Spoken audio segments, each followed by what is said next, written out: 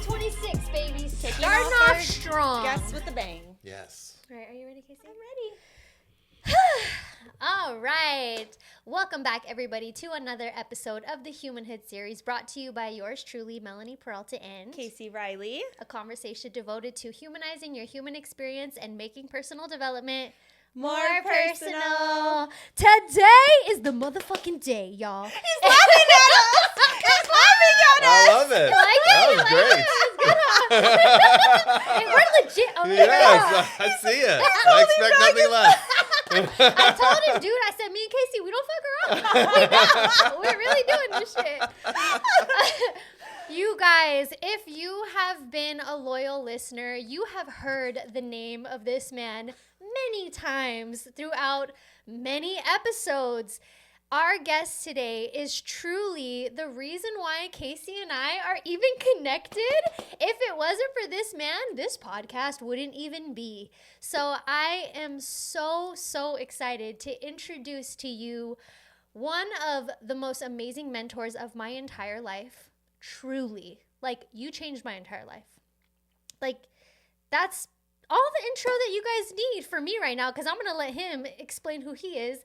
Arvin Anderson, welcome to the Humanhood series. Yes! You really started this off with a bang by laughing at us. Arvin's laughter is joy. It is. Yes. Like, he laughs when he's happy. That's what happens. I was so happy to see you guys in sync like that. Yeah. Yeah, it was great. Yeah, so we have been on a great journey together, all three of us. So to backtrack, I met Arvin when I started working for Tony Robbins and Dean Graziosi at mastermind.com. You were the coaching director there, and you're the one who hired me. Yeah. You're the one who grilled my ass, put me in the motherfucking hot seat, Yeah. literally. And I will never forget the interview process for that job. Like, Arvin was not fucking around. The pressure was on, okay? Like, all right, what are you gonna do? Drop this. Here's the coaching prompt in front of everybody right now. Reteach this. It was just like so on the spot. He was truly testing our capabilities as professionals, but even just our capacity with the type of pressure that we could hold is one of the things that I was really sensing from you. So long story short, you brought me onto the team. We inevitably created such a deep bond.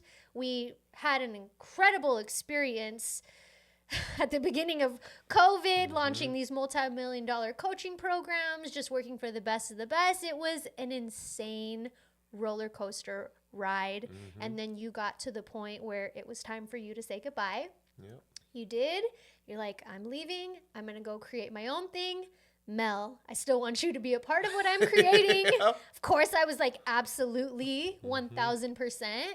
I said yes to that, helped you build it, and told you that when it's time for me to go, don't you worry, I will not leave you high and dry. I will replace myself when I'm out of here. And essentially, I replaced myself with Casey. Long story short. And then I got interviewed by you. I remember we were at Farm and Craft. Yes. And I had no idea what you looked like or anything. I just knew I was meeting a man named Arvin there. And you come bopping around the corner, like all excited and happy. And what I remember from our conversation was I like try to be funny. I try to be funny, and I'm like trying to make you laugh, and you're just staring at me. You're not laughing. You're like powering the pausing my ass the entire time, and I am so uncomfortable. I'm like, what the fuck do I do? Like, he's not laughing. He's just staring at me. Like, this is so uncomfortable. And so that was my experience. Oh my God, I had no idea that was what was happening for you. That was happening. I do love to make people uncomfortable though. Clearly. Yes. Clearly. Yes. And then I ended up working with you for an entire year. Yeah. And just like Mel said, you have been the best mentor to her. Same. You completely changed my life as well. Spending a year with you and just immersing myself with your character and your mind and just your integrity shaped me to be the woman who I am today. Same. I was a completely different person before I met you. And when I left working with you, I felt like I could conquer the world. Really. And now we are. And now we are. Yeah. So you gave me the best gift, which is confidence and certainty and just love for myself and what I can do in this world. So thank you. Thank you for saying that. I receive it. So will you formally share with our audience who Arvin Anderson is and what exactly you do in the world? Oof. What a big question. Yep. Like, who am I today? Yes. Here now. Yeah, I mean, today I'm a man in the midst of figuring out what I want the next chapter of my life to look like. You know, I just turned 47, approaching 50, which I said out loud for the first time with Mel at lunch about an hour ago. Which is like, whoa, that's real. Yeah. You know, I'm in this stage of life where this is like the last 10 years that I'll be in any kind of peak type of energy and performance and the ability to really go out there and do big things. And so you really feel that. You feel the lack of time, you know? I would challenge that, by the way. Because my dad is in his 60s, and you would think that in his 60s he would slow down with the skydiving. Yeah. This decade of his life has been the decade where he's going the hardest with skydiving. Yeah. As a 60-year-old man, yeah. He's doing all the things. So I don't think men ever really slow down. You hear that when they go into retirement, No, they're like they picking up definitely hobbies do. and doing all these other things. Yeah. But I also hear what you're saying with like Yeah. peak time. Yeah. Yeah. And so that's where I'm at right now. I'm also, you know, in relationship and with a woman that has a child and playing a stepdad role for the first time in my life. And yeah, it's just like, you know, what I've learned in life, you go through seasons, and I'm in a season where, yeah, I'm not sure what the next chapter looks like, and I'm trying to figure out what that is for me. Yeah. But you're still coaching. Yeah, of course. Yeah, I love coaching. It's I've been doing it for 15 years. I've done it in all kinds of different ways, different areas, and just, you know, working with an individual on a human level and everything that they're going through professionally, personally, internally, in relationship, and just trying to meet them where they're at and just get them into a place that feels good consistently with everything that they're doing. I'm just obsessed with that. Yeah. I love it. Yeah, I really can't imagine you doing anything else, honestly. Yeah, it's just a matter of in which way do I want to do that. Yes. Yeah. Well, we were having a conversation while we were at lunch, and the question came up, why are people in the personal development industry so unhappy? What is happening here? Why are so many of the people who spend so much of their time working to better themselves somehow just consistently falling into these patterns of suffering? And maybe sometimes it's not even suffering, but it's still dissatisfaction. Yeah. They're still not fulfilled. We've been in this industry for a long time now. We've been in it as far as from the coaching side, learning from our people, but even from the personal standpoint, the personal journey, our own experience of the fulfillment, the lack of fulfillment, the peak, quote unquote, peak of professional careers, and then shifting into a totally different type of service, but feeling more whole in that. Even though what our industry tells us that we're currently doing right now is not as much as we could be doing, it's still the more fulfilling thing. So I really want to dive into the conversation with you about the journey through the personal development industry as somebody who is a leader, a coach, a healer, and a human in the process. Because you've taken so many steps forward in the societal program standpoint as far as the type of stages that you've been on. And now you're not on many stages at all right now, right? Not right now, no. Yeah. And so some people could look at those types of things as a step back or, you know, they've lost their touch or whatever. People I don't feel like they're seeing the full scope of the fact that what we're actually all doing here. This is what I say all the time. The reason for our personal development is literally just to live a great life. what does that even mean to people anymore? So what are you seeing in the industry right now as it stands that is leading to all of these people being so fucking unhappy? Yeah, it's just the constant suffering. Yeah. It's, I mean, the obvious things where you just see the people that you're following living what seems to be a better life than you, making more money than you, living this glamorous life and having this identity that you want. And then you see that and you want it, and then you feel unhappy with your current reality. And so it creates this mentality of like, I want more, I want more. And that's the nature of desire, right? Like you desire something and you get it, and the moment you get it, you instantly desire something else. Right. And so like there's this experience of equanimity that comes with desire.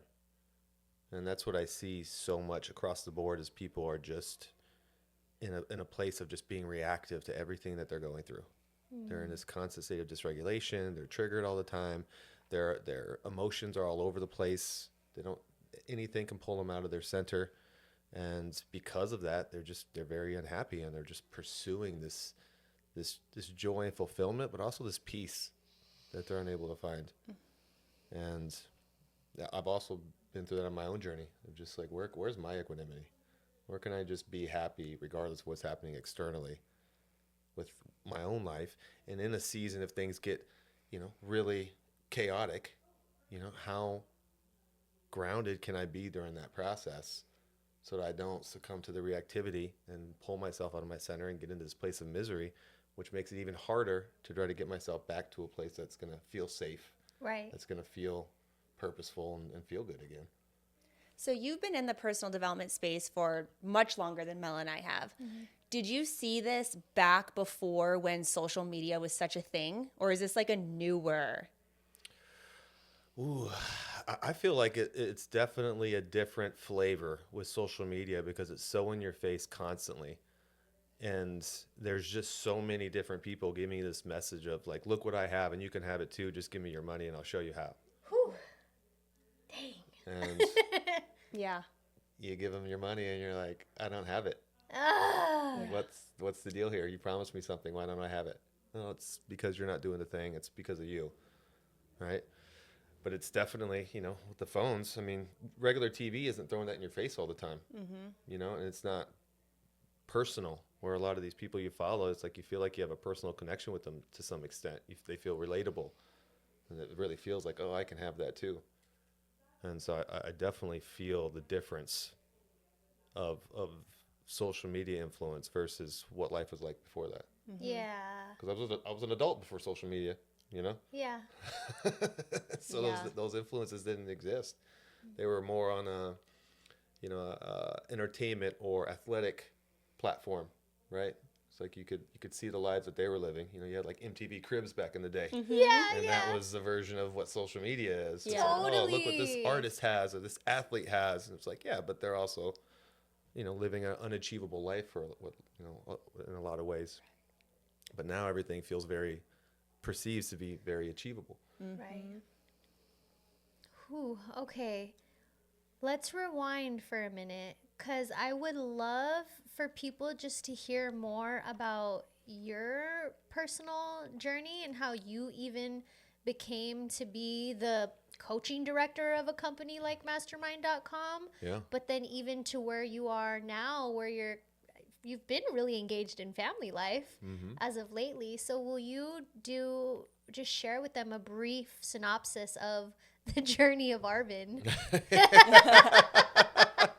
If you can, if that's possible. Yeah. I got into coaching, which was about 15 years ago. I started a CrossFit gym out of my garage, built that up into a legitimate business, ran it for 7 years, and just obsessed over coaching, like getting people results.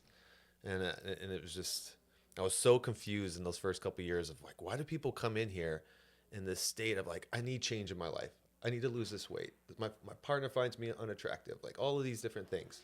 And then they come in and they work for a little while and then they just quit, Yeah. It's like, why in that moment does it feel like I'll do anything for this change? And after just a few weeks or a few months, where does that go? And I really got very curious about that. because I just didn't understand it. If you say you want it, then why don't you do the thing to get it? And then they go back and they fall victim into that suffering again. And a lot of them, people would come back multiple times. It's like, if you just stay with it, we wouldn't have to keep revisiting this, but you just keep finding yourself back in that pattern. And then that led me into Tony's world, starting to understand psychology. And then I had a client of mine at my gym that used to work for Tony, and she gifted me a ticket to UPW. She gifted it to you? Yeah. Wow, that's a great client. Yeah. She had a personal relationship with Joseph McLennan III, who's Tony's right-hand man. Okay. So she reached out to Joseph, got me a VIP ticket, so I was on the floor. Oh my It's God. like a great, I had no idea what the experience was going to be like. I had a little idea, but I mean, just radically exceeded my expectations. Yes. And I came out of that with like, oh, I know what state is and certainty and like power and like how to really like own that. And that was kind of the catalyst to feeling like, okay, I'm bigger than what I'm doing. I want something bigger than what I'm doing. And, you know, when that conversation around health and fitness and training and CrossFit just dried up for me, I kind of went on a journey for a while. And I bought KBB, which was the course that Tony and Dean had put out. And it's funny how things work out, because my best friend Amiri, who you guys know, Yeah. him and I bought that together. And, you know, Amiri doesn't like to mess with all that stuff. You know what I mean? He's not like a tech guy or like anything. He's like, well, you buy it, and then I'll reimburse you half. So I bought it. And so I bought it. It registered on my email. I got access to the Facebook group, so I was involved in the community. And because of that, they announced that they were going to be putting together a speaker team. And so I auditioned for that, and it was 3 rounds. There were 600 people that auditioned, and then Wow. I ended up getting the top spot. Was that the story where you guys were at the hotel and you, like, that's where it was, right? Yep. You were, like, mingling in the common area. Mm-hmm. Okay, I think I've heard the story, but I love it. I love this story. I'll tell the story. Well, I mean, just like to speak to where I was at that place at that time. There was 2 rounds virtually, and the 3rd round was in person. And I think they flew 24 of us out. And there were 6 spots that they were going to give away, if I remember right. And the morning of, I got up early. I sat in meditation. I visualized how I was going to show up into that room. I visualized myself, like, at the time I didn't know it was 6 spots. I thought it was just 1. So I thought just 1 person was going to get a spot. Oh, wow. And so it was just, I envisioned myself like, I'm getting that spot, and just anchored myself into certainty and walking into that room just certain. I don't know who's here. I don't know what your skill level is, but there's 1 spot and it's mine. That I was certain of. Yeah. And, you know, I ended up getting it. And it was just an incredible experience.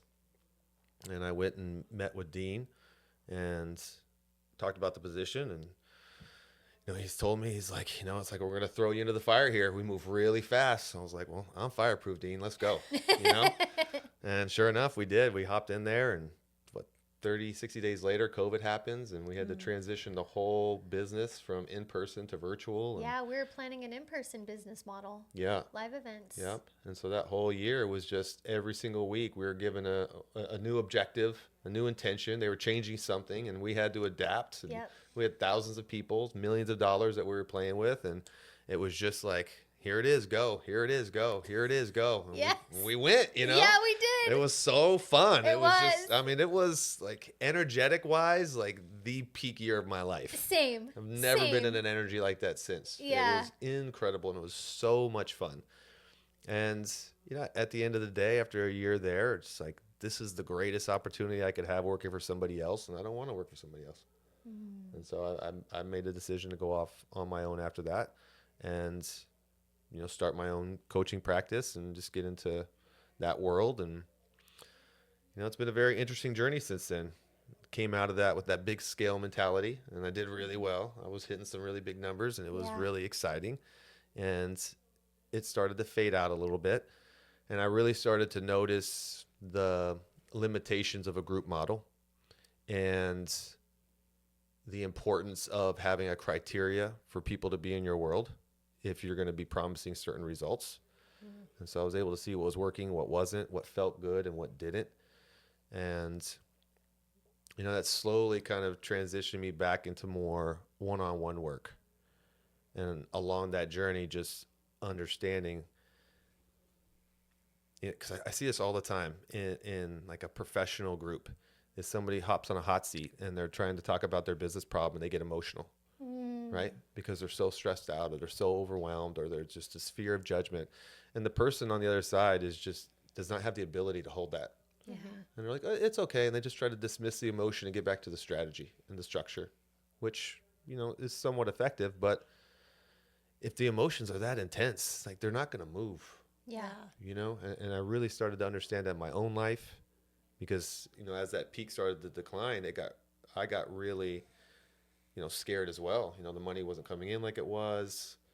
I hit a really slow year where I had one client that's paying me $3,000 a month, and that was all I had for the next year. This was after hitting, we did what, 115,000 one month, right?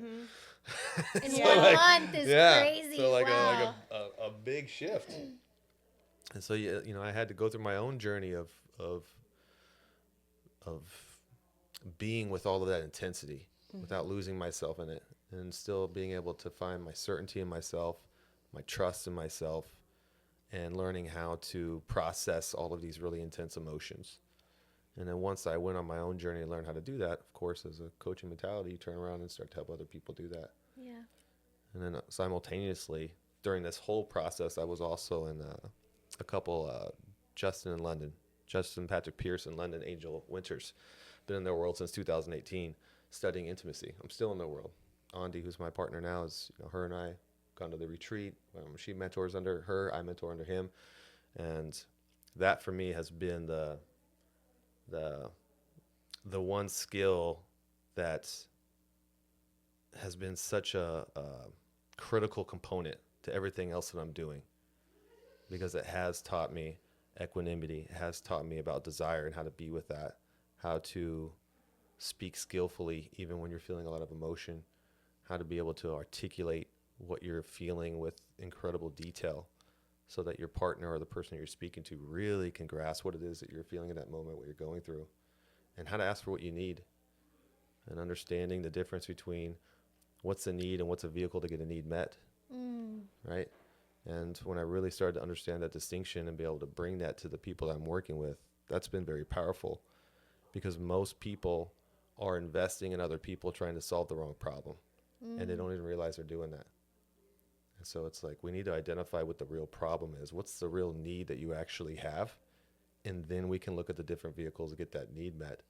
And a lot of times you solve this need and it fixes the problem that you think you have. But when you're trying to solve the wrong problem, it's just going to continue to create more problems. And so that world, how it's helped me professionally and personally, was just completely unexpected of how powerful and potent it is.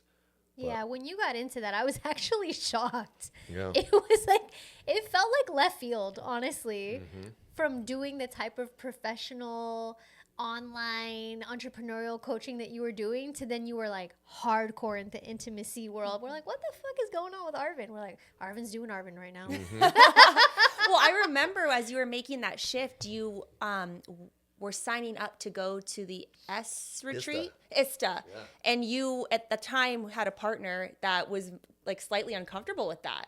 And you were like making a decision on whether or not you were going to actually go pursue that retreat or not, but you were already feeling the urge to do it. Yeah. And then I think you did go. Yeah. Right? Yeah. And that's kind of what took you down that path. That was, so this is a whole different world. Yeah. I don't know if I could go to that, but I love that you did. Yeah. There's, in this whole world, there's only going to be a few thousand people that ever do ISTA. Yeah. Have you heard of this? I've heard of it. Yeah, but I don't know exactly what goes down in ISTA. It's like most people wouldn't even have the ability to survive those 7 days, but it's because they're just so caught up in their own limitations and beliefs and closure that they wouldn't be open to the experience, because it's very extreme in a lot of ways. It sounds exposing. Very. And depending on your level, yes, the whole thing is nude. Oh, no, it's not the whole thing. Yes, you are. You're walking around ass naked. You're eating your cereal naked. Yes. It's everything's optional. Okay. But see, like, here's the thing about ISTA. You try to explain components of it, and it's going to be completely lost in context. And people will look at that thing like, oh, there's nudity, but you don't understand the way the container is set. I believe it. And then when you're in the container, because I remember one time it was like day 3 or 4, and I'm looking around, I'm like, it is absolutely crazy what's happening in this room right now. Like if somebody were to walk in, they'd be like, what the fuck is going on here? What was going on? And I can't say. There's confidentiality with this. There is. Yeah, Okay. they're like, don't speak about the experiences. But also feeling like, and this feels so incredibly normal. Wow. You know, like this feels like how we should be interacting with each other. But we're so caught up in all of these social like fears and beliefs and how you're supposed to be that we've lost our natural essence in a lot of ways. And so it's like it really creates this two things, an incredible sense of community. Every time I leave an ISTA, I'm emotional because in that week, because I've done 4, you just create such potent bonds with people because everybody's guards are down and it's like you're just connecting with real people beneath the appearance and all of it. And the other is just liberation.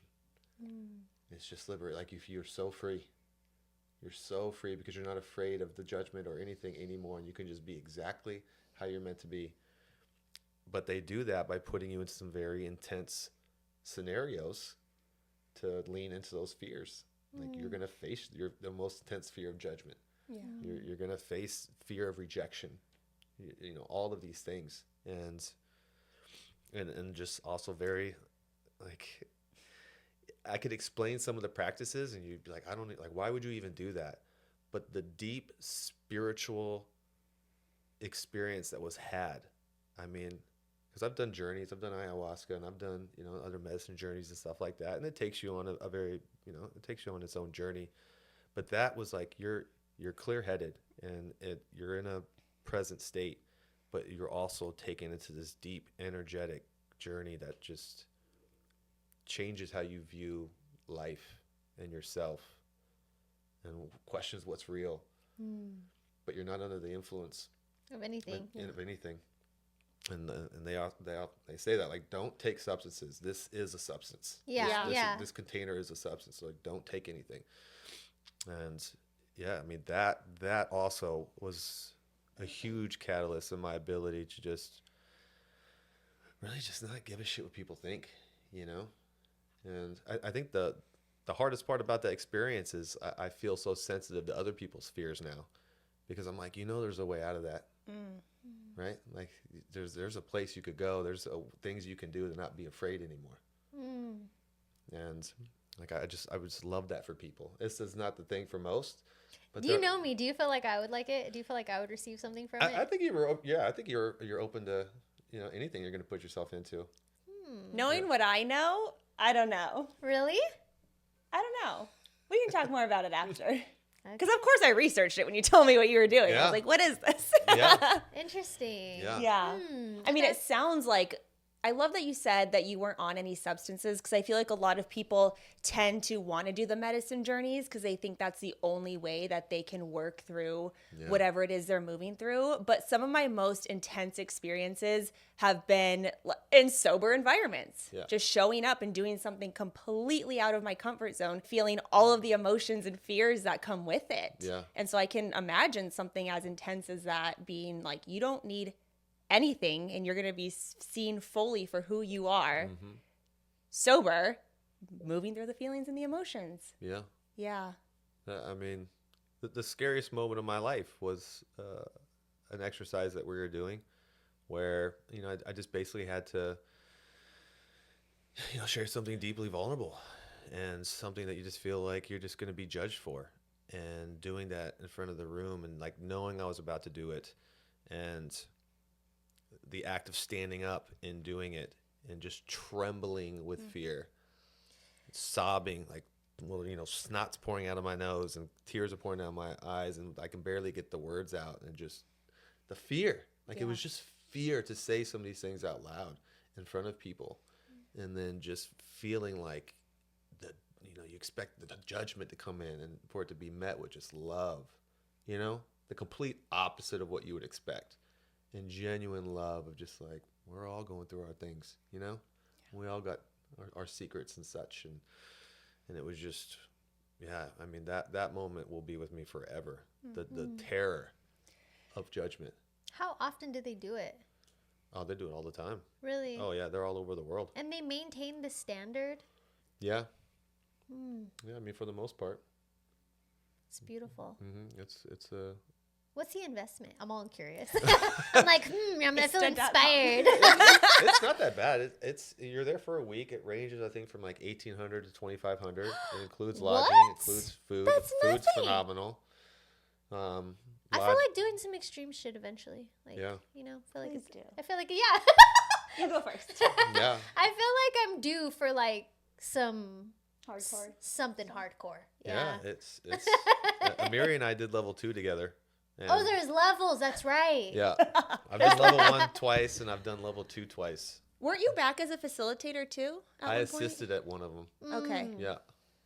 Which was awesome. But yeah, the level 2 is Even more yeah. intense. They say like level 2 or level 1's like going to France, level 2's like going to Mars. And I'm like, Wow. yeah, that tracks. Did you and Amiri go to the same retreat or at different times? Me and Amiri? Yeah. We went to the same one. How did that feel going with your bestie? It was incredible. Oh, It wow. was really good. You know, him and I were kind of just doing our own thing during that week, but we would meet, you know, after dinner, we'd sit and go for a walk or Yeah. chat after. And he was going through a really big life moment. And that container was the catalyst for him to make some really big decisions. And it was really hard. And so I was glad that I was able to be in that with him and observe what was happening so I could support him afterwards with, you know, the changes that needed to be made.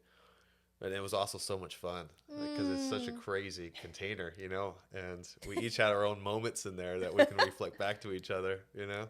How did it feel though? If, like, this is what I'm imagining. I know you can't get into the details, but like, how did it feel being so exposed with different things next to your best friend? Or were you guys like, we're having separate journeys? I'm going to do this at this time. Well, it's level 2. So at that point, like you're already so open stepping in that container. There's no judgment. You know, you're just holding space, observing. And I mean, it's such an open, liberating environment that you don't even experience any of those things, you know? Yeah. I remember after you started doing that work, then you were really busted wide open for connection and relationships. Because when I first met you, you weren't dating at all. You were just working, coaching, and I know that you desired a partner, but you were more focused on the work, building the businesses, all of that stuff. And then when you started doing ISTA is when every time I would talk to you, you were exploring partnership. And it felt like, I mean, honestly, at the time, it felt like you had a lot of different people that you were experiencing. I feel like when I talked to you, they're like, oh yeah, I'm talking to this girl, and the next time it was somebody else. So I imagine, but a lot of those people were in the same world or in a similar world, and so every time I would talk to you, you were just learning so much about yourself and partnership, and I can relate to that, especially in this season of my life, because I actually started dating this year. First year ever in my life where I've ever dated. So I'm experiencing these multiple people, these different personalities and things like that. And just the process of what does get unveiled within you, even deepening your desires, sharpening your desires, but then also where your desires are really starting to shift. So you experienced multiple people, then that led you to the relationship that you're in now. And one of the things that you had shared prior to this was a lot of things about this relationship are things that you did not desire, but you chose them. So I'd love to hear the process, question one, of how diving into the intimacy work really impacted you as a man in relationship, and just how that has evolved for you to you being in the relationship that you're in now. Yeah. I mean, when I was 37, I had ended a relationship I was in for a few years. And it was just kind of one of those relationships had no intimacy really. You know, we just had we were both very obsessed with CrossFit, so we had that in common, and so that was just kind of the thing that we just, you know, always shared with each other. And Were you engaged in that relationship? Yeah, briefly at the end. It was kind of one of those. Let's ask the question and see if it changes the relationship. Yeah. And it didn't. It was almost instant. Like, okay, no, this was not the right move. But I came out of that relationship having a conversation with Amiri, and you know, he had me in a moment just kind of reflecting on everything, and had me answer 3 questions, which was, what's the relationship that I want? What are the characteristics of the woman I want to be in that relationship with? And then after that, he had me sit down and answer, well, what are the characteristics of a man that can attract that kind of woman in a relationship? And when I wrote out all those characteristics, I realized that I did not check most of those boxes. And so that was when I got into Justin and Linda's world right after that. You didn't personally check those boxes? Yeah, at that time in my life. And so it was just like I was on a journey. I'm like, well, then I need to become that man. And so there was a good few years there where, like, energetically, like, I didn't even put that out. Like, my sexuality, my heart was just completely closed to connection. And not in a bad way. It was just like, it was internally, I knew that I had to become that man first. And it was like, once I felt like I had really gotten to a different place, a place I wanted to be, that's when I started to open back up to relating again. But how it led to Andi, yeah, and at that point, yeah, I dated a little bit. I wouldn't say I dated a lot of women, but Not a lot, but for me, even just hearing like you talking about... it's a disclaimer because I know Andi's going to listen to this. So I'm like, okay. I didn't date like a lot of women. It was just... There was a couple relationships. Yeah, it felt like there was a few. It felt like there was like a few over, I don't know, maybe a year or something. A year or 2, maybe? There was 3 over about 2 years. Okay, Yeah. okay. And that was even foreign for me at all. Yeah. Because, for as long as I'd known you, dating hadn't been a part of your life at all. Not at all. Yeah, No, not even open to going it. out on dates, nothing. Nope, 0. Yeah. Just had no real interest in it. I was just so obsessed with what we were doing. It was so fulfilling. Yeah. It was just where all my energy was at. And yeah, and then one day I met this woman and I felt it come online. I was like, oh, I haven't felt that in a long time. And at that point, yeah, now I'm dating. I'm like, I'm pretty clear what I'm looking for. I'm very clear on who I am and what I'm bringing to the table. And now it's about finding that partner. And I had great experiences with a few different women. It all ended very well. It's a great thing when you get into this space and you can have skillful communication with people. Mm-hmm.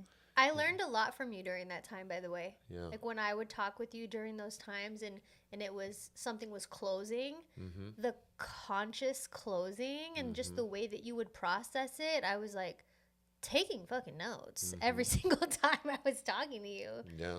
Yeah. Yeah, and then it led to Andi, who had been in my world for a few years. And yeah, she asked me to co-host a retreat with her, and in the midst of planning that, it just kind of organically sparked between her and I.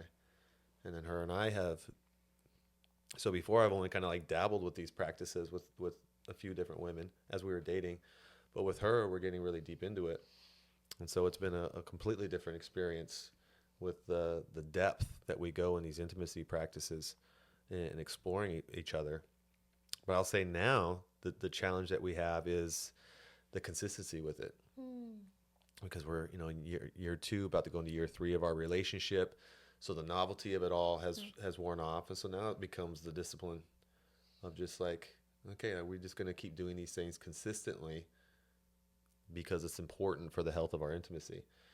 And I'm struggling and leading that for sure. But that's the challenge currently in our relationship is doing that frequently enough to where it sustains the health of our intimacy. Yeah. Has Andi gone to ISTA? No. Okay. No. How does she feel about you going? I mean, well, I wouldn't go right now being in relationship with her. I don't think she would be. I don't think either one of us would be very comfortable with. Do you think it's something that's more so for people who aren't in relationship, or? I would do it with her. Okay. I would do it with her.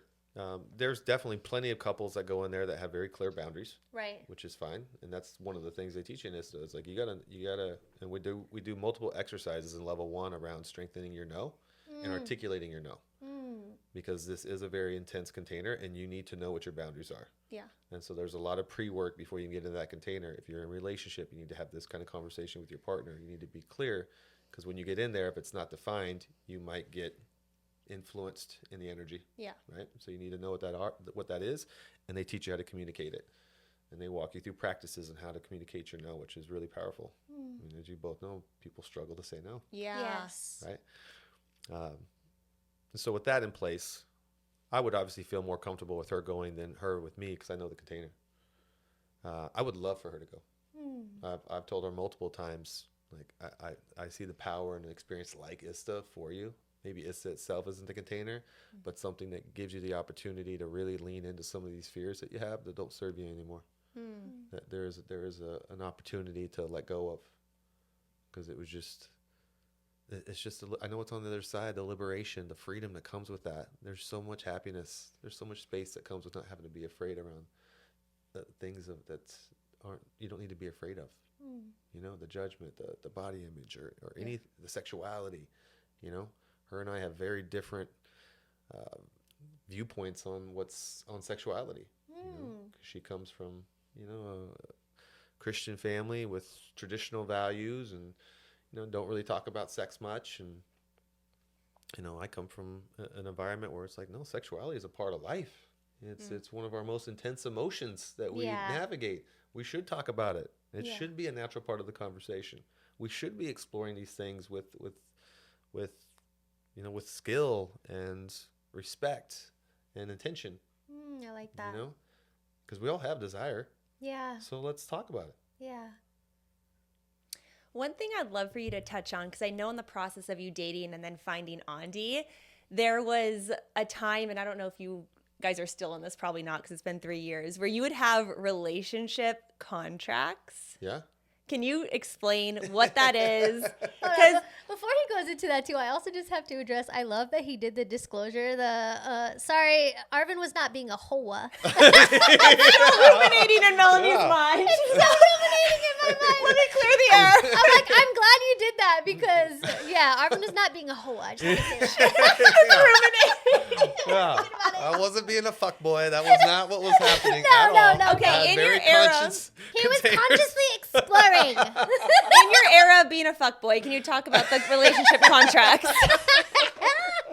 It is fuckboy era. No, I'm just kidding. It's interesting. I've only had one video in my life go viral, and it was on that. Well, and I saw it. Yeah. And what was interesting is I actually agreed with what you were saying. And I thought that if I were single and I were looking to get in relationships, I would absolutely put something like that in place. Yeah. And I actually think it's even fair with certain things if you're in a marriage to explore a contract on something. Like, let's try something for 3 months and see how that works. Come together in 3 months and reevaluate how that's been working. Yes. So I was in full alignment with what you were sharing. I'm like, I think more people should start relationships in these contracts so that there's an end date and you could just go, you know what, that wasn't for us. Yep. Love you, but I need context not working. here. Yeah, this is great. Yeah, I don't know what. I can see you using this. Really? Yeah. Well, you think about it.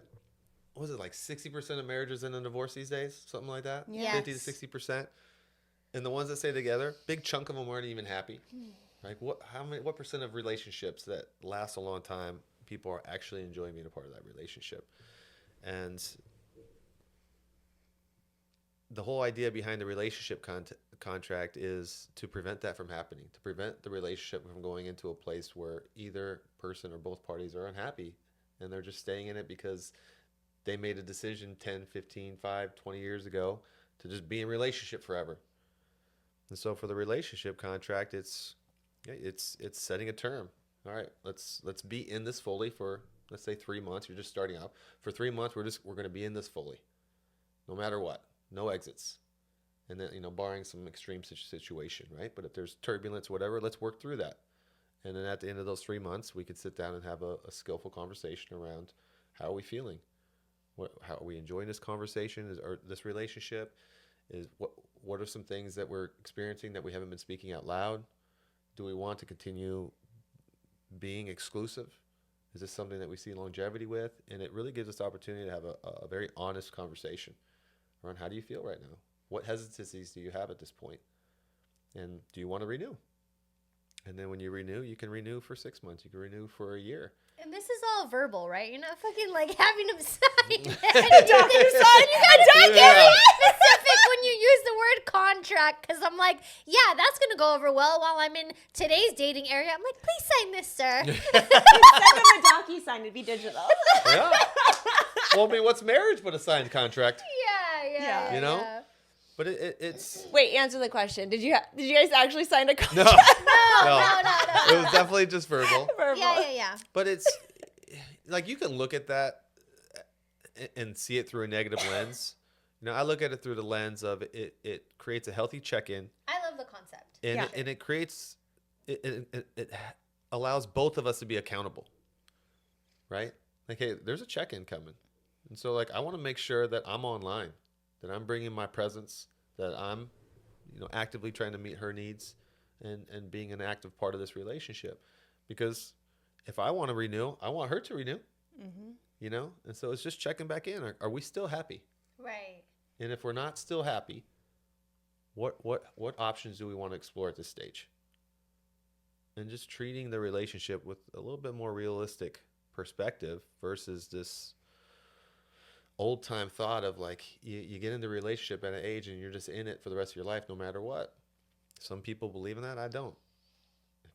If you're not happy and you're not willing to pursue the things to find that happiness again, then why are you in it? Yeah. And so that's just my opinion on it. So you and Andy started in a contract, right? Yeah. Okay, when did you throw the contract out the window and fully commit to one another? We've kind of loosely done it this last go round, but we are in a lease together. So we've rented a home together, and our lease is up June 1st. And even as that approaches, I'm sure we'll have a conversation. I know we'll have a conversation around are we still happy here? What do we want to do? Yeah. We're not in a position. We don't have a child together yet, so we are in a position where if either one of us isn't happy, we can exit. And if we decide to have a child, obviously, then that's going to be something a lot more long term. Yeah. But even then, it's, I always look at it through the lens of if I was going to have a child with somebody, if this relationship doesn't work out, do I feel like we could still skillfully co-parent together? Yes. Mm-hmm. And I 100% feel that about Andi. She's an incredible human, regardless from a relationship or not. I adore her as a human being. Yeah. Because she embodies all the values that I love in a human. And she's great. And so I know no matter what, her and I could have an easy relationship in life. Okay, as the single one in the group right now, Yeah. going back to the contract concept, Yeah. I love that. I think the concept of it is amazing to say, hey, let's try this out for X amount of time, and by the end of it, let's check in like that. Mm-hmm. However, these days, the atmosphere out there, the dating atmosphere out there, the level of consciousness for a lot of people, it is very, very, it has been very, very challenging to really even meet people, see people who are willing to even go there. A lot of the energy out there is very, let's go with the flow and see what happens in a much more looser type of way, that it feels like it's hard to even have those types of conversations with men without quote unquote scaring them away or something like that. You know what I mean? Yeah. And so it's been fucking hard out here. It has. And I have really floated through being in seasons of deeply desiring partnership. I've gotten to this point in my life, in my career, where it feels like all I'm missing is my person because I want to have more babies and da-da-da-da. And then I prioritize that, and then I fuck around and fall in love, and then fuck around and get my heart broken. And then after that, I'm in healing stage all over again. And then I get out of healing stage all over again. And I'm like, fuck it, I'm going back to the grind, bitch. Yeah. And then I go back to the grind, and it's great, and I'm thriving, and I'm winning, and we're building, and all of these things. Yep. I can already feel the desire starting to creep, like being more prominent again. That's like, but you want partnership and your family more than anything. Yeah. And I noticed, like, sometimes it feels like that shift can happen from 1 week to the next. Mm-hmm.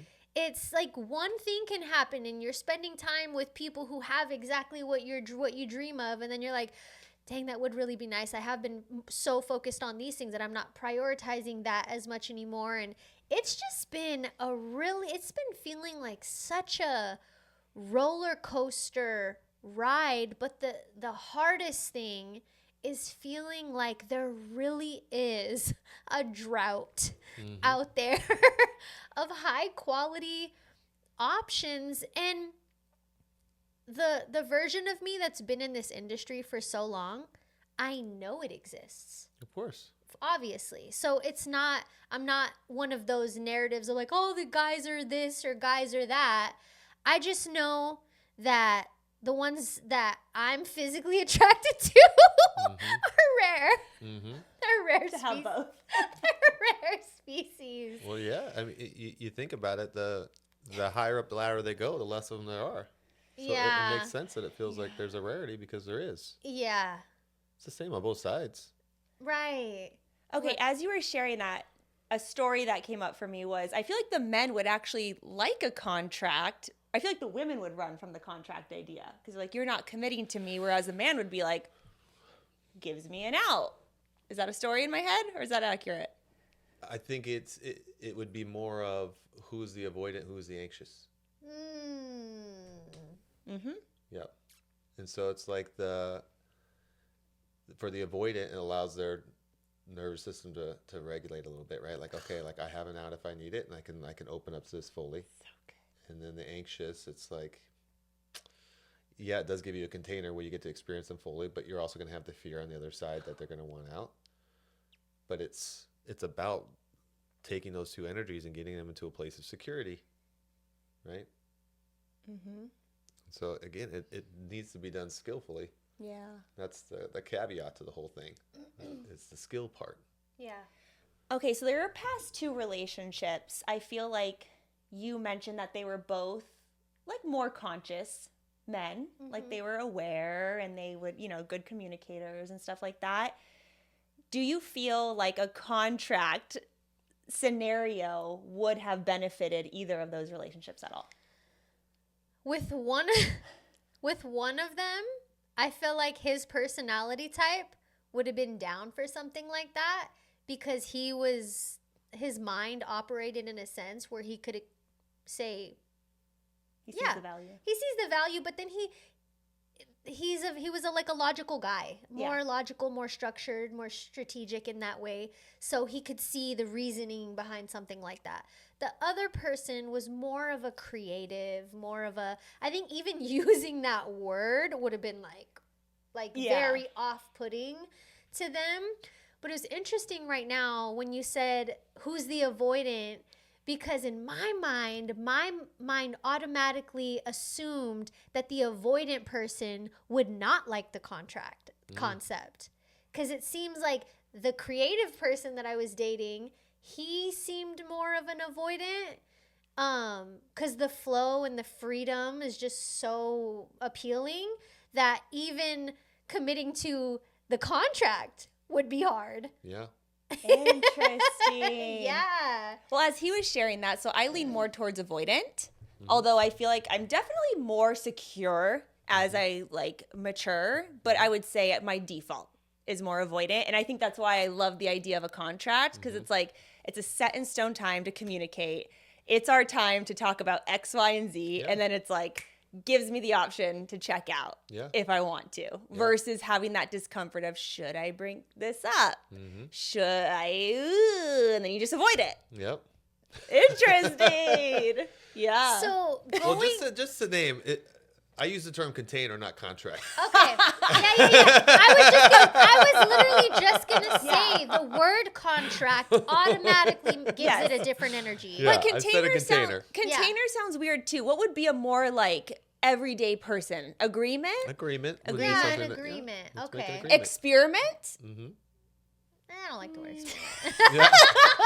No, okay, this isn't fucking. I don't know why that reminds me of like Lilo and Stitch or something. We're Like, in a 3-month experiment 629. You're Yeah. number 629. Like, We're in a 3-month experiment. Yes, it's our laboratory here. We're going to. yeah.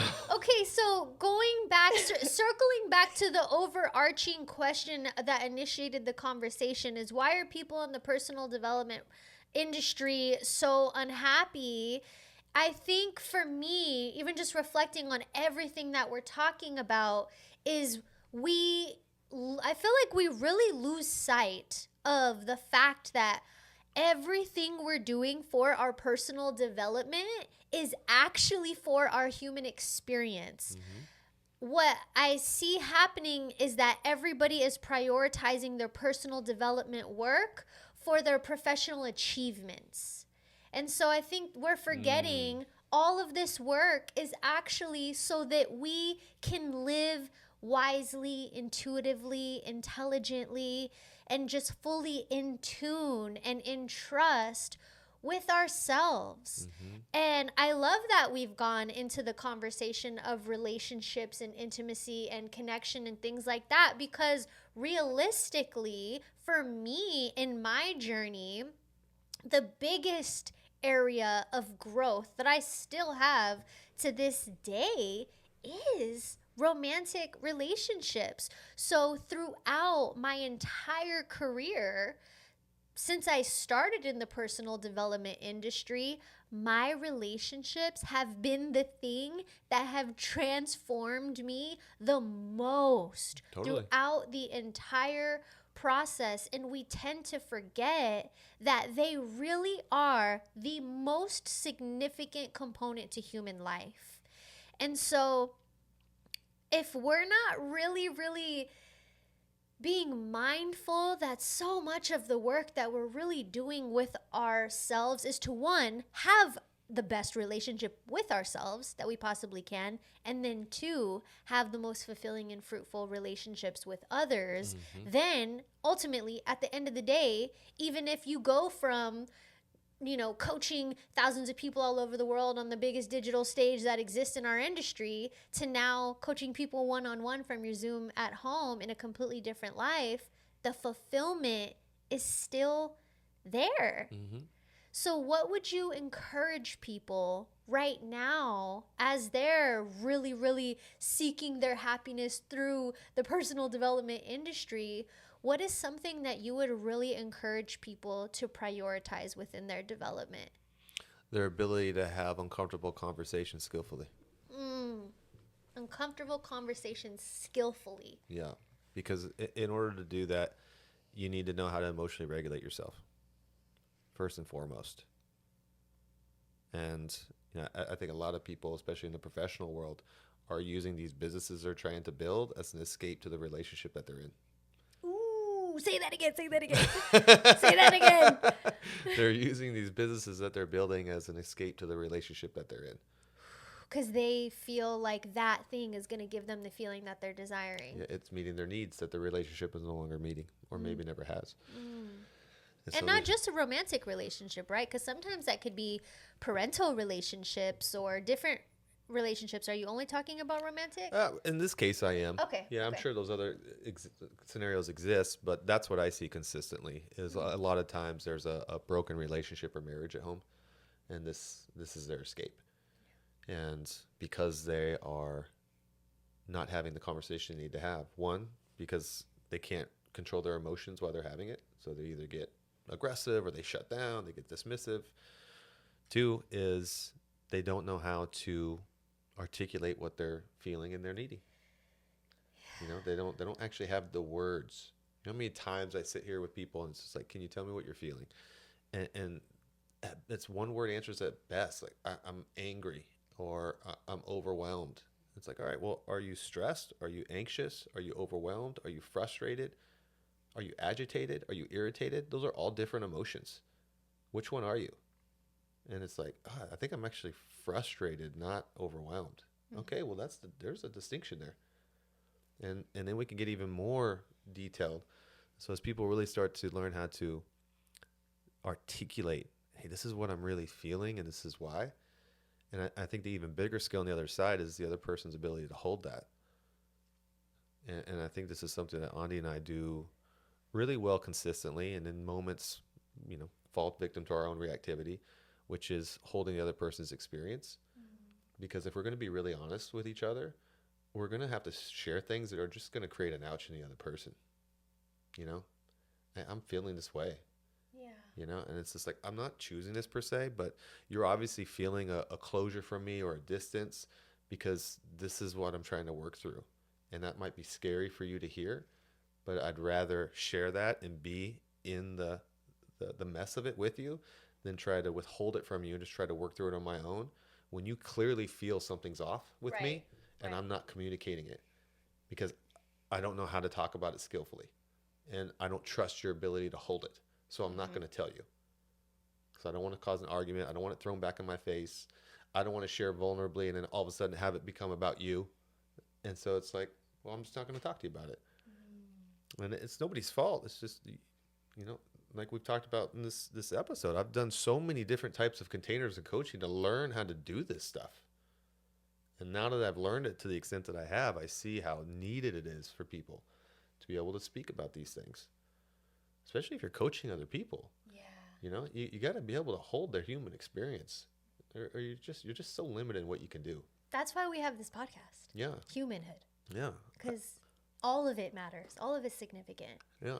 I follow this guy on low back health because I got issues with my low back. So I get a lot of exercises from him. And he's interviewing, he's talking to this gentleman on camera. And he's like, I've just been in pain for years. I can barely sit down. He just started crying.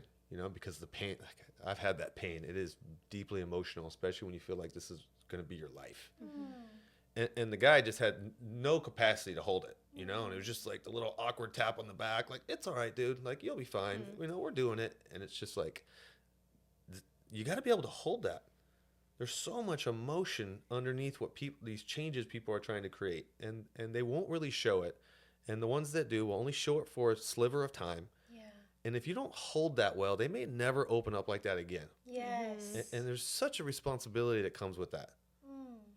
And if you're going to be in the space of helping people create change, you got to know how to hold the emotions that come with that. And I just don't think most people do. They don't. I'm really glad you brought that up because you are the person in my life, aside from my own father, that has really, really instilled a deep sense of integrity within me. Being around you, I remember you always used to say, integrity is my highest value. Integrity is my highest value. I always remember hearing you say that. And you really are the person that drove that into my being, operating with integrity when it comes to this industry. And we even did an entire episode on it called Make Integrity Great Again.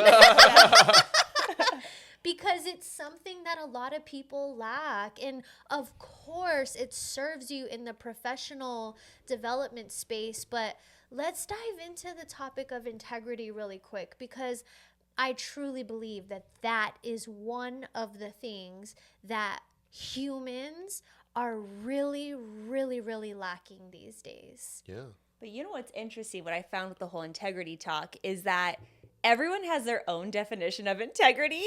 And as I would share, because that's one of my highest values too. And in certain situations in my life, I would respond like, I'll give you an example. Like Brian and I have a difference of opinion on certain things and how it was handled.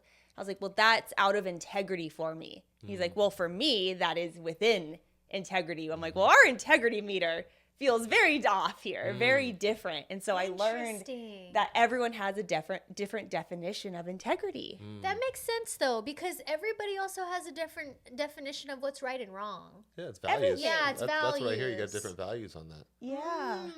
Okay. Yeah. So what's your idea of integrity? I mean, integrity is just a feeling. It's just the difference between doing right and wrong, you know? You know, you get that feeling in your belly when you're about to do something that you probably shouldn't do. Whether that's taking the payment from the person that you probably can't actually help, but the money looks good. Right. So let me just take that money. Right. Making promises that you can't actually fulfill because, you know, the reward on the other side. It's not being honest in your relationship. Somebody asks you a question directly and you're afraid to say it because the truth might hurt, so you withhold it. And so it's just, for me, integrity is a feeling. It's like you're born with, you know, it's like you got a block, right? Like a gold block, and that's your integrity. Your conscience. Yeah, but every time you compromise that, you lose a little bit of that block, and you never get it back. Whatever integrity you give away, you don't get it back. It's gone forever. And I want as much of that block intact when I die as possible. Yeah. But I also, in you know, what I've observed is I think a lot of times people don't intend to lose their integrity. I think this is the power of your inner circle. Is, you know, you get somebody that has some influence and they're surrounded by a bunch of yes people, and they start to make decisions that question integrity, but there's nobody around them that's like, I don't think you should do that. They're like, yeah, but if I do that, I get this. Yeah, but it's not worth what you're going to lose. You know? Because if they don't say yes, they might get kicked out of the circle. Right? And so it's like, that's what I'm so grateful for Mary, for you guys. Like, I know if I came to any of you guys with something like, hey, I'm contemplating this and I'm not sure if this is the right thing, you give me honest feedback. Yeah. And I would trust that. So I think that's why it's so important to just not only have those people in your life, but to be that person for somebody else. Like, I will lose any friendship if I need to in order to share with them what I feel is an integrity. Right. If that's what it means, right? But I'm not going to, you know, be a part of somebody's process and watch them lose themselves because I'm too afraid to share with them what I think is true. And so it's not just how you're showing up for yourself. It's like, how integrity can you be with the people in your life and help them be in their integrity? Oh God, this is hitting home for me right now because I've been in a situation like that where someone very, very close to me has been moving through a lot, and it's been so hard for me to just be so honest with them about how I feel and what I think. And it got to the point where, like, we got into, like, a huge blowout. And I finally said everything that I've really been thinking. It just came out in such a wrong setting, in a harsh way, because we were being harsh with each other. And that's really, really challenging to do that with certain people. Yeah. Not every... Because this is somebody that's not going anywhere in my life. They're not going nowhere. And I don't want them to go anywhere. Yeah. So it's tough. It's more challenging with the permanent people Yep. than it is for the people who aren't permanent. Yeah. You know, Yeah. it's really, really a lot easier said than done. Mm-hmm. But so you mentioned the concept of, you know, you're chipping away at that integrity, and you said you can never get it back. Is that really true? It's just how I look at it, Okay. right? It's like, here's my block of integrity. And every time I give it a little piece away, it's like, that's gone forever. And it helps me hold that value of integrity even higher. Because it's like, if I can just get it all back once, then it's okay to lose it. It feels like a just earn it back. slippery slope. Every time you give a little bit away and lose that piece of you, it's like, well, why not a little bit more? Yeah. Why not a little bit more? I agree with that. I'm just thinking of the perspective of anybody who may be listening who feels like their block is gone. You know, what if someone's listening and they're like, wow, I've been out of integrity a lot in my life or in this season of my life, and I actually do want to rebuild my integrity. To that, I would say, until you're conscious of the block, you know, it's like once you're conscious of the block and then you continue to scrape it away, Yes. Yes. then you're losing it. Yeah. You're not getting that back. Yeah. You know what you're doing. Yeah, exactly. You know? Yeah. Mm-hmm. That is a different thing for sure. So people who want to rebuild their integrity, because the reason why this is so important, your integrity has everything to do with how you show up in the world. Yeah. How you walk in the world. Are you walking with your head held high and your shoulders up, and you have a sense of pride within who you are genuinely? Yeah. Or are you out here slumped over, not able to look people in the eyes? It impacts and influences how you show up in your reality if you have integrity or if you don't. Yeah. So for the people who haven't really lived a life of being in integrity and that hasn't been one of their highest values, how do you suggest that people build integrity? I'd say you clean up your messes. I'll give an example. I've never shared this story before. Hell It's yeah. just a simple story. But the last couple months of my CrossFit gym, I had paid for one of my coaches to go get certified, which was $1,000. And at the time, I was like, I'm going to cover this. You don't have to pay it back. I want you to get certified. And then the last week, he coached some classes, and I was I had thought I said, hey, you coach these classes for free because I covered your certification. That was not his interpretation of the conversation. So at the end of that week, he was owed, or month or whatever, he was owed $500, and I didn't pay him. I was like, no, I paid $1,000 for your cert. I'm not doing it. And he was upset about it, and that's how that relationship ended.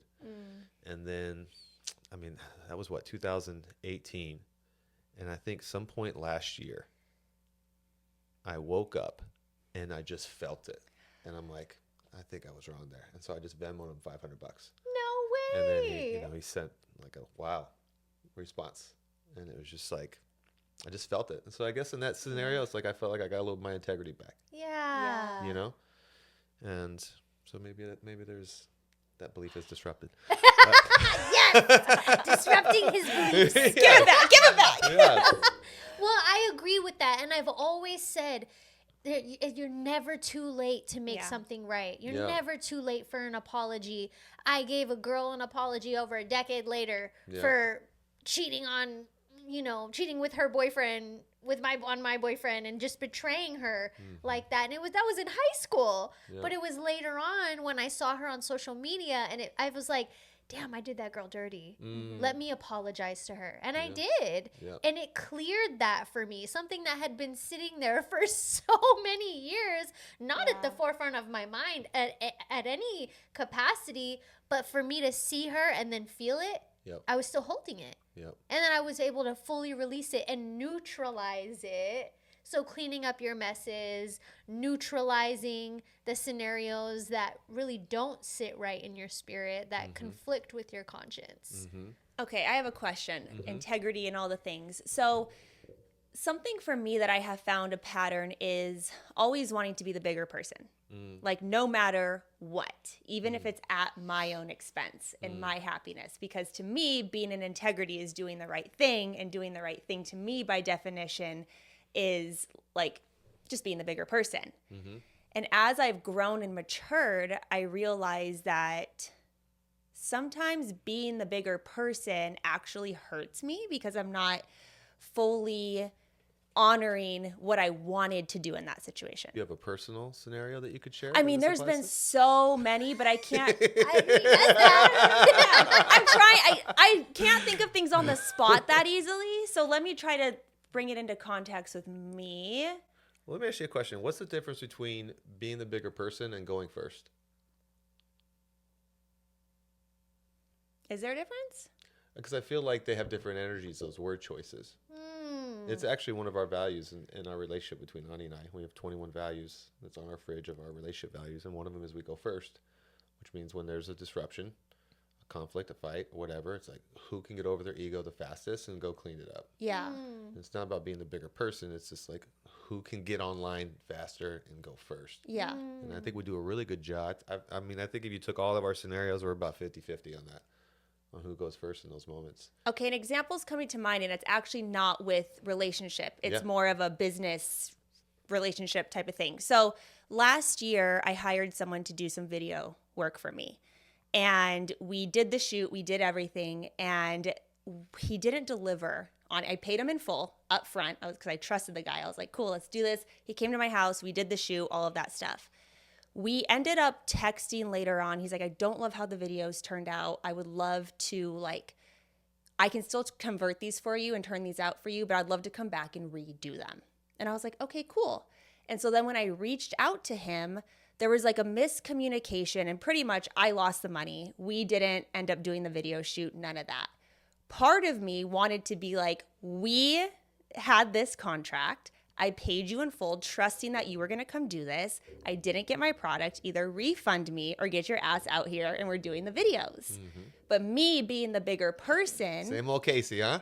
What do you mean? Angry? Am I angry? What? What do you mean by that? I'm just kidding. Okay. No, So with that, you fight for what's right. I get do. it. Yeah. Well, that's the thing, because that's within my integrity. Yeah. And so for me, I was like, it's $1,000, whatever. It's not the biggest deal in the grand scheme of things. Fuck it. Move on. Get over it. That was your idea of being the bigger person? Yeah. Interesting. I'm going to be the bigger person. I'm not going to cut. It's a loss. An L's an L. Next time I know not to pay someone in full. Okay? Well, and so for me, bigger person, but I was really angry about that. And at the end of the year, when I sat down, one of the questions I asked myself at the end of the year, it's what am I still angry about this year? And that was like number one. I was like, I'm fucking pissed because I didn't stand up for myself. So in that, Because I was the bigger person. So the bigger person, meaning like you feel like he hit you and you didn't hit him back, so you're the bigger person? No. The bigger person as in I'll take the loss. It's not that big of a deal to me. My loss, my lesson. I should have, taken more precautions to make sure the project was on pace. So not the bigger person, like, oh, I'm the bigger person, but just like, I'll take the L. To me, that feels like, so your idea was, I was the bigger person in this, and I took my responsibility for this. Yes.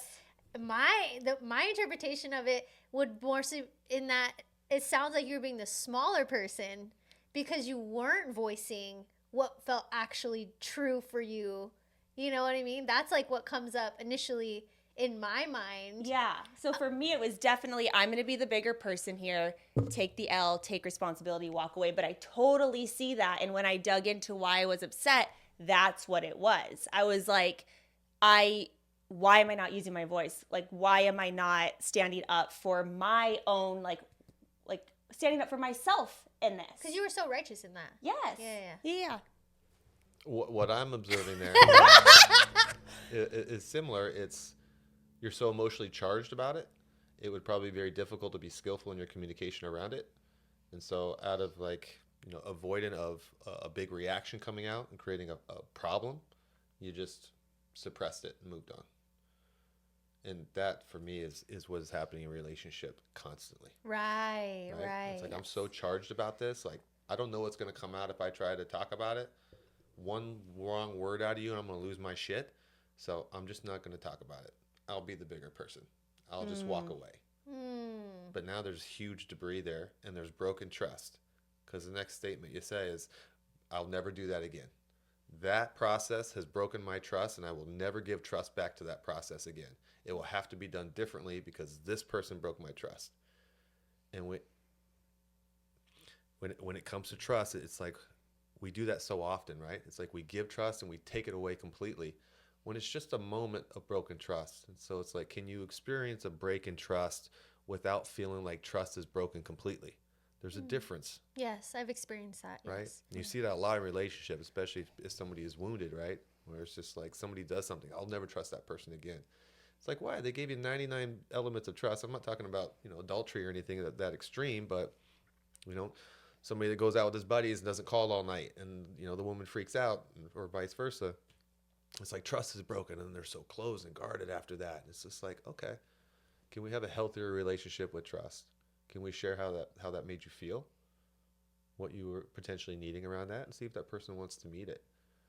Because I see an opportunity for a very skillful response, a message, right? You don't need to be a phone call. It doesn't need to be a conversation. It could be a voice memo. It could be a really well-written text. But where you sit there and you kind of rehearse that thing over and over again until it's like, yeah, that feels like I'm getting what I need out without it being an ounce of anything being projected. Right. Because if they feel a fraction of that, then your message is no longer received. They're going to be defensive. Yeah. And so it's like, can I open them up with my response, even though I feel an ouch around it and I feel my own vulnerability around it? That for me is like the artistry of communication. Right. This is what we're never taught, that I feel is just the most developed, but yet necessary skill in relationship, is our ability to do that. Because we're all feeling big things, you know? Yeah. And going back to your original question around being the bigger person, and then Arvin said, what's the difference between going first and being the bigger person? To me, it sounds like when people say, I'm tired of being the bigger person, then it sounds like the concept of being the bigger person feels like you're compromising something about yourself. Like there was a self-compromise in that's like, that's why you're tired of it, because there's a part of you that feels like you compromised yourself in a way. And then you're like, then you feel like actually being the bigger person was being the smaller person. Yeah. You know? Yeah. Because I literally just said those words the other day too, that not that I'm tired of being the bigger person, but I said, I know I'm always going to have to be the bigger person when it comes to this situation. And I was feeling resentful about that because I really didn't want to. So when you do something that you don't want to do, you feel like you're compromising yourself. And then the going first isn't the compromise. It's more of an initiation, is what it sounds like. Yeah. And the skill to that is like getting yourself regulated first, so that you're not, going first, but projecting, which is what we often do. Right. It's really hard not to, honestly. But when you can name it, hey, I'm feeling really charged right now. I'm feeling really hurt. I feel a part of me that wants to be really aggressive. I feel a part of me that wants to attack you with my words right now. And I also want to clean this up. And so I'm sorry for what I said, and you just, you carry on. But when you can name those feelings first, it takes the charge away, right? It disarms you. Yeah, it does. And then if that happens to seep out a little bit, well, you named it, and it allows the other person to be a little more responsive to it. Right. You can clean it up quicker because I told you I was a little charged. It slipped out. Ooh, this is so juicy for me because this conversation is merging together a lot of conversations that we've had on this podcast, and one of them was the conversation of prioritizing your personal development before your professional development, because what we see in the industry a lot is people are prioritizing and investing into their professional development before they know how to emotionally regulate, before they know how to communicate. So for those of you guys who are listening, I hope that you are thoroughly enjoying this conversation right now, because I know a lot of you guys who are listening are avid listeners, and I know that this conversation is tying in a lot of the conversations, like probably a good 4 or 5 episodes that we've had on specific topics we're diving into in this one conversation, from the integrity to the communication and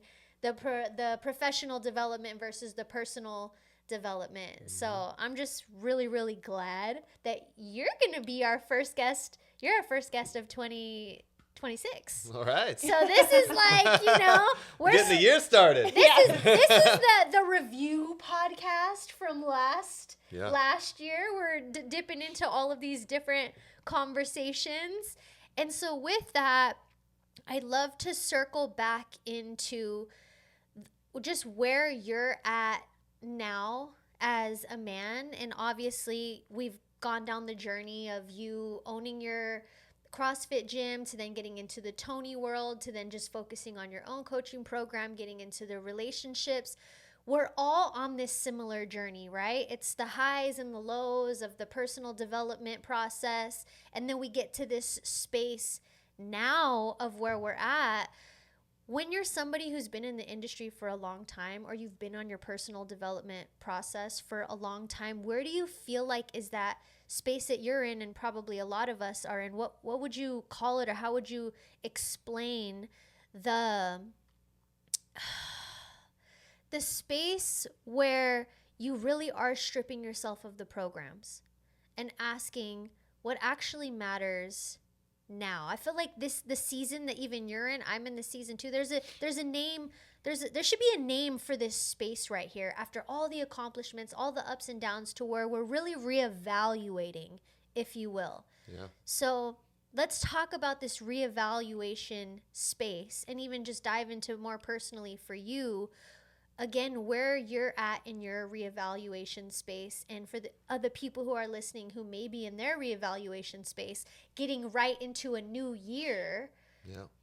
What are some of the things that we should really be reevaluating? Oh, that's a big question. Everything. Leave it to Mel. Get your contracts, Hey, everyone. real quick, a quick question for you. Life audit checklist. Closing question. Had to make a grand finale. Well, I think that's something that we have to do continuously in life is reevaluate what's important to you now. You know, are you paying attention to what you've just been through, and what have you learned, and knowing what you know now that you didn't know before? What is it that you want to do? What direction do you want to go? What is important to you? Are your values the same? Have they changed? And really being able to do that thorough self-assessment. And I think the more in touch you are with who you are, which, you know, can only be done if you really start to learn to develop a deep sense of presence. You know, we're so distracted in this world. For most people, the thought of sitting quiet with their mind for a minute is just like a hard no. And that for me is the greatest skill that I think I've developed personally, is my ability to sit in silence and be present. Because it's not just in my own calming my mind down and my body down and just getting really clear on what's actually happening here in the moment, because we're so focused on everything but the moment. But it's also a gift that I can bring into a relationship. Like, I can hold incredible space because I can sit there and listen with my mind quiet, because I've trained my mind to be quiet. And so when you do that, that really gives you the ability to tap into the channel that's going to give you the clarity around whatever question that you're asking. You know, for me at this point, it's like I do feel my life slowing down a little bit. I feel the difference in the energy in my body, the drive in my body from my 30s to my early 40s to now. You know, I feel my body changing a little bit to what it used to be capable of to what it's not really capable of anymore. And I feel my desires changing to what excites me. You know, there's definitely still a part of me that loves to speak. You know, if I get on the stage, I would jump at that opportunity. You know, Andi runs a really good group program because she runs it the right way. It's not a program where she's promising these people results and teaching a strategy. She's working with these women to regulate them. You know, she's a licensed therapist. This is her area of expertise. And I spoke to her group, and it was invigorating. I'm like, oh, I haven't done that in so long. Like, I miss that energy. Yeah. I love it. Like, I want a flavor of that in my life. I just want to make sure if and when I invite that in, that I'm doing it through the lens of knowing that I can create a result that feels good for me. You know?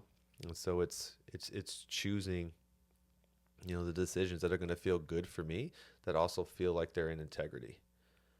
Now, I've made this decision, you know, last year at some point, where it was just like, I'm letting go completely of this whole scale mentality.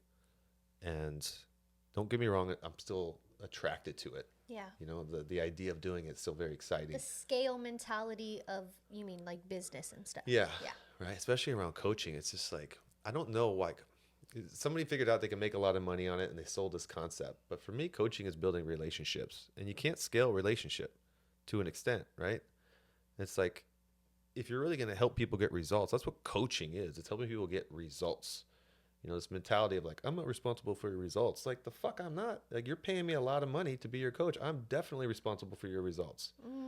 If you are a coach for a professional team and your team loses, you get fired because you are responsible for the results of that team. Right. This should be the same thing for your clients.